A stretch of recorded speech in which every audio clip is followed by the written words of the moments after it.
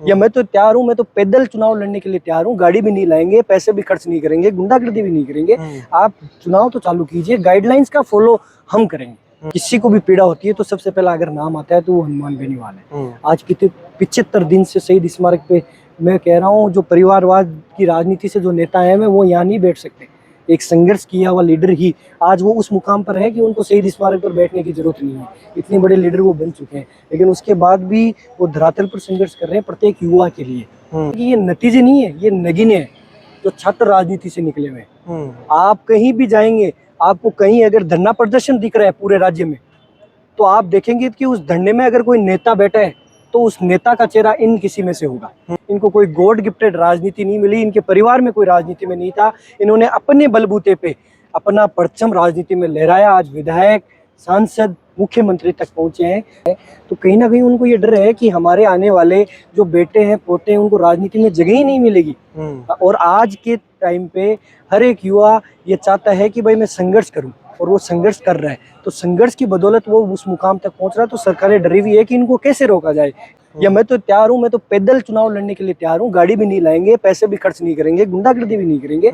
आप चुनाव तो चालू कीजिए, गाइडलाइंस का फॉलो हम करेंगे। जब आपके सामने कोई जननेता खड़ा होता है तो उसकी प्रक्रिया है जो छात्र संघ चुनाव से शुरू हो चुकी होती है। छात्र संघ चुनाव जो कहीं न कहीं रीढ़ की हड्डी माना जाता है, और इसी को लेकर बहाल करने को लेकर समय समय पर हर प्रकार से जो धरना प्रदर्शन होता चला आ रहा है। शुभम रेवाड़ की बात करें तो इनके द्वारा भी पैदल यात्राएं निकाली गई थी, और समय समय पर अलग अलग नेताओं द्वारा है जो समय समय पर धरना प्रदर्शन किया जाता है। आप देखिए तमाम तस्वीरें लगी हुई है। यहाँ से पूर्व मुख्यमंत्री अशोक गहलोत से शुरू होकर यहाँ से बीजेपी के नेताओं की बात करें, चाहे कांग्रेस के जन नेताओं की बात करें, सभी की अभी यही राय है कि छात्र संघ चुनाव है जो बहाल होने चाहिए।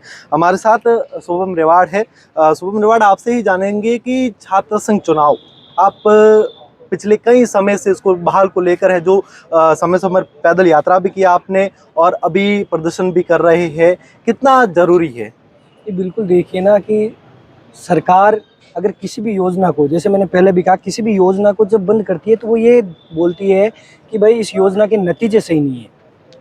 छात्र संघ चुनाव के भी कोई नतीजे नहीं है, ये सरकार और विश्वविद्यालय प्रशासन का मानना है। तो हम इन कटआउट के थ्रू उनको ये बताना चाहते हैं कि ये नतीजे नहीं है, ये नगीने हैं जो छात्र राजनीति से निकले हुए हैं। आप कहीं भी जाएंगे, आपको कहीं अगर धरना प्रदर्शन दिख रहा है पूरे राज्य में, तो आप देखेंगे कि उस धरने में अगर कोई नेता बैठा है तो उस नेता का चेहरा इन किसी में से होगा। क्योंकि ये छात्र राजनीति से निकले हुए हैं, इन्होंने संघर्ष किया है। संघर्ष की भांति आज ये विधायक, मंत्री और सीएम तक बने। तो संघर्ष में इन्होंने कहीं कमी नहीं रखी। इनको कोई गॉड गिफ्टेड राजनीति नहीं मिली, इनके परिवार में कोई राजनीति में नहीं था। इन्होंने अपने बलबूते पे अपना परचम राजनीति में लहराया। आज विधायक, सांसद, मुख्यमंत्री तक पहुंचे हैं। तो छात्र संघ चुनाव क्या देता है प्रदेश को? छात्र संघ चुनाव ने ये लोग दिए हैं। इसलिए हम आज सरकार से निवेदन करते हैं कि छात्र संघ चुनाव किया जाए। देखिए, आप अशोक गहलोत की सरकार में जब छात्र संघ चुनाव पर रोक लगी थी, और उसके बाद आप देखिए अभी तक भजनलाल सरकार चल रही है, छात्र संघ चुनाव बहाल नहीं की गई है। कहीं न कहीं आप क्या देखते हो, क्या कारण है मुख्य जिसकी वजह से क्या ये नहीं है कि छात्र संघ चुनाव अगर हो जाएंगे तो किसानों के बेटे जो है जो आगे बढ़ जाएंगे? बिल्कुल देखिए, कहीं ना कहीं ये डर ही इन लोगों को सता रहा है कि छात्र संघ चुनाव होंगे। एक आम युवा जिसका कोई राजनीतिक परिवार नहीं है, धन बल से वो मजबूत नहीं है, बाहुबल नहीं है, वो यहाँ संघर्ष करके यहाँ का अध्यक्ष बनता है, फिर मुख्य धारा में वो विधायक, सांसद और चीफ मिनिस्टर तक बन रहा है। तो कहीं ना कहीं उनको ये डर है कि हमारे आने वाले जो बेटे हैं, पोते हैं, उनको राजनीति में जगह ही नहीं मिलेगी। और आज के टाइम पे हर एक युवा ये चाहता है कि भाई मैं संघर्ष करूं, और वो संघर्ष कर रहा है। तो संघर्ष की बदौलत वो उस मुकाम तक पहुंच रहा है। तो सरकारें डरी हुई है कि इनको कैसे रोका जाए, इसलिए उन्होंने चुनाव पर रोक लगा दी। मैं मीडिया के माध्यम से पूछता हूं कि आप आइए और हमें बताइए कि क्यों आपने छात्र संघ चुनाव पर रोक लगा रखी है। चलो हाँ, आप बोलते हो कि हम धन बल, बाहुबल, गाड़ी घोड़ा, गुंडागर्दी ये यूज करते हैं, तो आप गाइडलाइंस जारी कीजिए कि एक गाड़ी के साथ ही प्रतिनिधि आएगा। या मैं तो तैयार हूँ, मैं तो पैदल चुनाव लड़ने के लिए तैयार हूँ, गाड़ी भी नहीं लाएंगे, पैसे भी खर्च नहीं करेंगे, गुंडागर्दी भी नहीं करेंगे। आप चुनाव तो चालू कीजिए, गाइडलाइंस का फॉलो हम करेंगे। इसको आप किस तरीके से देखते हो? जब पहले चुनाव होते थे, अब तो हालांकि चुनाव पर रोक है, जब होते थे तब लाखों की तादाद में पैसे खर्च होना, सैकड़ों की तादाद में गाड़ियां चलना एक एक महीना, उसको किस तरीके से देखते हो? बिल्कुल देखिए, ये सारी चीजें तो लोकसभा और विधानसभा के चुनावों में भी हो रही है। तो सरकार उन चुनावों पर क्यों नहीं रोक लगा रही है?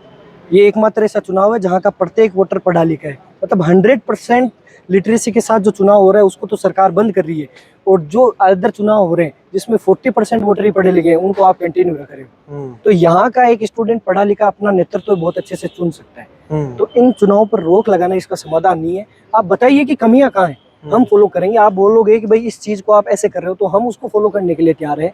गाइडलाइंस के अकॉर्डिंग हम चुनाव लड़ने के लिए तैयार है। आप गाइडलाइंस जारी कीजिए और चुनाव हम लड़ेंगे, और उन्हीं गाइडलाइंस के तहत चुनाव लड़के और आपको रिजल्ट देंगे कि हमने ये रिजल्ट आप लोगों को दिए। कई समय से आप परिश्रम कर रहे हो, आपकी अभी तक मुखिया जी से भजनलाल जी से मुलाकात हुई कभी इसको लेकर? नहीं, देखिए मुलाकात तो नहीं हो पाई है, लेकिन जल्दी हम मुलाकात करेंगे। लेकिन अब तरीका कैसा होगा वो अभी हम आगे आने वाली टाइम में पता चलेगा। जिस तरह के हमने शांतिपूर्ण तरीके से संदेश देने का प्रयास किया है, अगर इस संदेश से वो नहीं मानते तो तरीका अलग होगा। जिस तरह युवा आक्रोशित होता है, हम सीएम आवास घेराव का भी कार्यक्रम करेंगे। इस राजस्थान विश्वविद्यालय से ही सारी चीजें होगी। हनुमान बेनीवाल से मिले, उनकी सपोर्ट की कभी? नहीं, बिल्कुल। देखिए, जब इस किसी को भी पीड़ा होती है तो सबसे पहला अगर नाम आता है तो वो हनुमान बेनीवाल है। आज 75 दिन से शहीद स्मारक पे मैं कह रहा हूँ, जो परिवारवाद की राजनीति से जो नेता है वो यहाँ नहीं बैठ सकते। एक संघर्ष किया हुआ लीडर ही आज वो उस मुकाम पर है कि उनको शहीद स्मारक पर बैठने की जरूरत नहीं है। इतने बड़े लीडर वो बन चुके हैं, लेकिन उसके बाद भी वो धरातल पर संघर्ष कर रहे हैं प्रत्येक युवा के लिए।